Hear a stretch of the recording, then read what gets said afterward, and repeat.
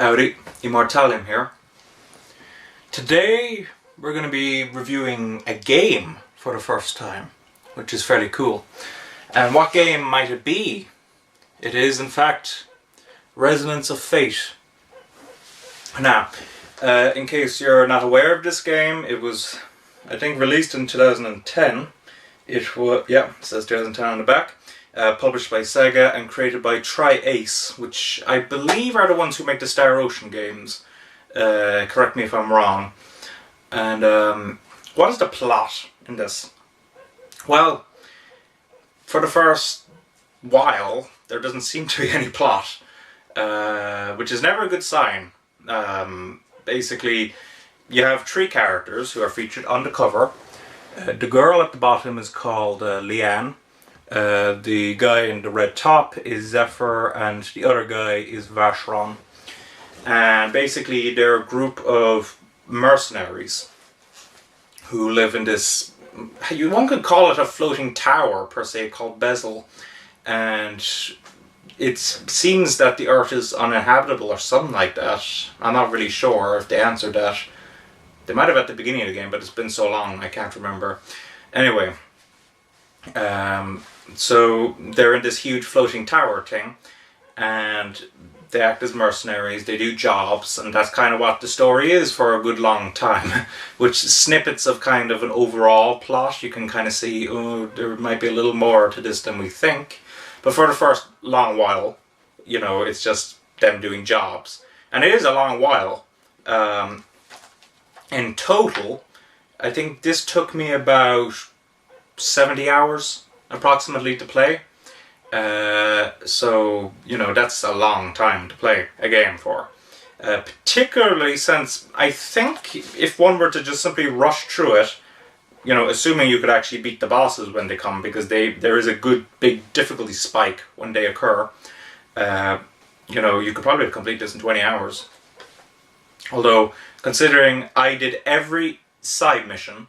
Now, there's this thing in here called Arena, and basically you fight at the arena. It's a big massive grind thing. I did it for a while and then I got bored with it because it's the same enemies over and over again for a lot of the time.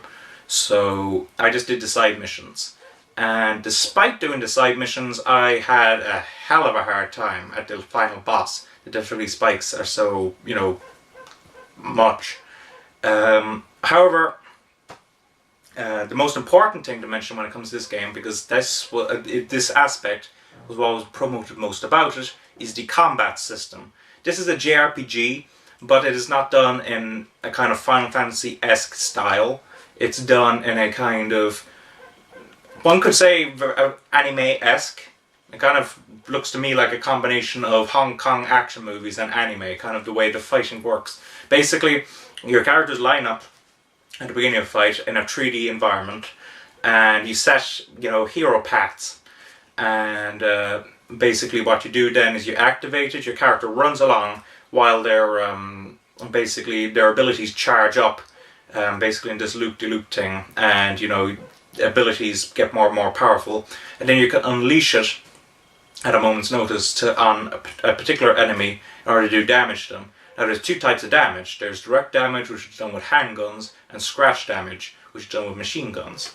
As you can guess from direct damage, it directly damages the enemy. However, handguns don't do that much damage. Whereas scratch damage, a lot of it is done, but isn't actual damage per se. You know, it, you know, hurts them, but it starts to recover. In order to make it permanent damage, you hit it then with the handgun. So basically what you want to do is you want to hit them with the machine guns, and then you want to hit them with the handguns. You have a hero gauge at the bottom. Basically, each time you do a hero action, which is, you know, running along, shooting everything, you use up, you know, a little thing of it. And also when your character, you know, takes enough scratch damage as their full health, they lose about half, I'd say, of their hero gauge as well. And once it hits bottom, you know, the hero gauge hits bottom, your characters stop taking scratch damage, they start taking direct damage, and they act very cowardly as well. They're cowering and everything. They can't seem to shoot straight, you know. It's very hard to get out of, and basically once that's done, that's basically the end of the battle. So, and also, of course, another thing is, as you fight, your characters basically run between each other. So basically, if Vosh runs over there and Zephyr's over there and Leanne runs between them, they get a resonance point.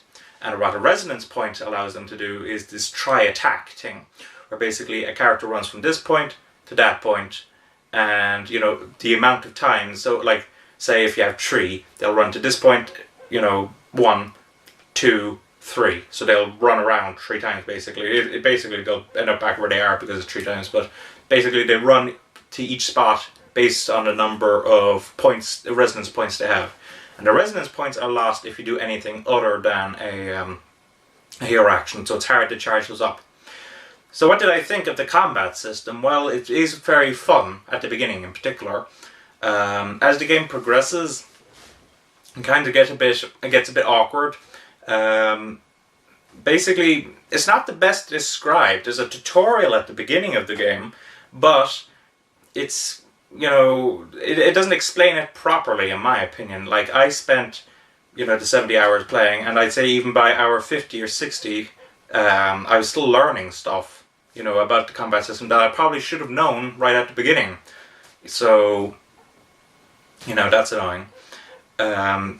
Okay, when it comes to equipment, you have your standard accessories. Basically, each character can equip 2 accessories, which, builds up, defenses, generally, or it might give them an extra ability or something like that. But the main thing is the guns. And basically, while there aren't too many guns per se, there's a lot of stuff you can put onto the guns. Basically, you customize in order to upgrade. So you might put on an extra scope and it'll allow you to kind of, power up your abilities faster, or you might put on a kind of steady thing in order that your shots do more damage and all that jazz. So, or you might put on an extra, magazine round so that, it can fire an extra shot every time or something like that. So, that's good, I guess. It just, in particular at the beginning, when it comes to this customizing thing, you don't really feel the impact. Now, you start feeling the impact later because of the fact that, when you equip on a new thing, you can go, oh yeah, this is causing like 60 extra points of damage or something like that. But at the beginning, when you're adding on all the bits, it's kind of like, it's not really doing anything, there's very little being done. So that's annoying. And actually, one of my biggest annoyances about this game was the fact that it's hard at points to feel like you're progressing. I mean, you take basically any of the Final Fantasy games, there's always a sense of progression. You're always learning new spells, you get new equipment, new characters, new summons, etc, etc. With Resonance of Fate, it kind of felt at points like, okay, I'm not really becoming stronger. Now, of course I was, it's just, I didn't feel that. And of course that's an important thing to feel in an RPG, that's one of the reasons why I play RPGs, to become overpowered and to kill everything. That's why I have difficulty a bit with Final Fantasy VIII, because the monsters level up with you, which doesn't really make you feel powerful then, Okay, and when it comes to the story as well, you see, in an RPG, the story matters. In most other games it doesn't necessarily, but in an RPG it does. And did I like the story in this? Not particularly. Did I like the characters, these 3 characters? Yes, I did. This is a case where you have great characters, acting out as your main team, but the story itself is weak, and the villains, I think, are weak. There were a lot of them at the end who I couldn't even remember the villains' names. They were so kind of underdeveloped for me, so that is a big issue. A lot of people were saying that the graphics in this are PS2 level. Now, they're not PS2 level. I have played PS2 games. I've played a good few PS2 games, and this is not PS2 graphics. Now, is it Final Fantasy 13 graphics? No, certainly not. Final Fantasy 13 is a gorgeous game. There's points where, it can look beautiful. There's instances of beauty, but overall it's kind of, it's a decent looking game. And one thing I particularly didn't like was the, shadow effects. I thought the shadows looked outdated. They were that kind of, kind of slightly blocky kind of shadows, which, you know, I think are outdated now. I think they have this new form of dynamic shadows or something like that that are more detailed and more realistic looking. So maybe it was just back 2010, maybe they have been developing for a while, I don't know. But so overall graphics, they're okay. Story, not that great. Characters, very likable. Combat system, fun at first. Tiring after a while. Actually, interestingly, I said over 70 hours. Now, I'm a completionist when it comes to games because I don't want to end up in the 70% of gamers group that don't complete their games. So I complete my games. And in this, I enjoyed it for about 20 hours, I think. Then I kind of lost interest, but I kept playing for about 20 hours. Then I actually got really back into it, and, you know, for another 20 hours. That was when, you know, I started feeling like I was progressing. And then the last 10 hours I kind of got, you know, bored of it because of the fact that my characters had progressed up to a certain level. I wanted it to be over. You know, the story wasn't really doing it for me. So, yeah, and that is another thing. It is a good long game. So if you're worried about getting value out of it, you know, like this, like I bought this. It says up here for $21.99 pre-owned. And do I think I got $21.99 value out of it? Yeah, I did. I definitely did. It just, how many of those were good hours? Now I guess about maybe 40, 35. I don't know. So yeah, I got good value out of that then. But it can be a bit tiring, is how I can describe it. I mean, you know, I've heard lots of people, there's lots of people who love this and prefer this over Final Fantasy 13. For me, I prefer Final Fantasy 13. I found the characters more engaging, I found the story more engaging, the graphics more, you know, beautiful, or the combat system better, even if it was crap at the beginning. So, Resonance of Fate, it's decent enough. I mean, you know, if you want a JRPG and you're starved of JRPGs, then, you know, you can get this and play it and enjoy it. It's certainly not worth full price. You know, what would I give it? I'd probably give it a between a 6.5 and a 7, really, kind of depending on, you know how much you care about, you know, the story and the upgrading stuff. And for me, the story and upgrading stuff is very important. But there's some people who, you know, they can tolerate, you know, a crappy story, and they can tolerate, you know, just, you know, incremental kind of upgrades and all that jazz. But to me, you know, it doesn't hold a candle really to the Final Fantasy series, and but do I regret it? No, I don't. You know, it's a decent game. What can I say? I think I've described it well enough. So thank you for watching. Don't forget to comment, rate, subscribe, and bye bye.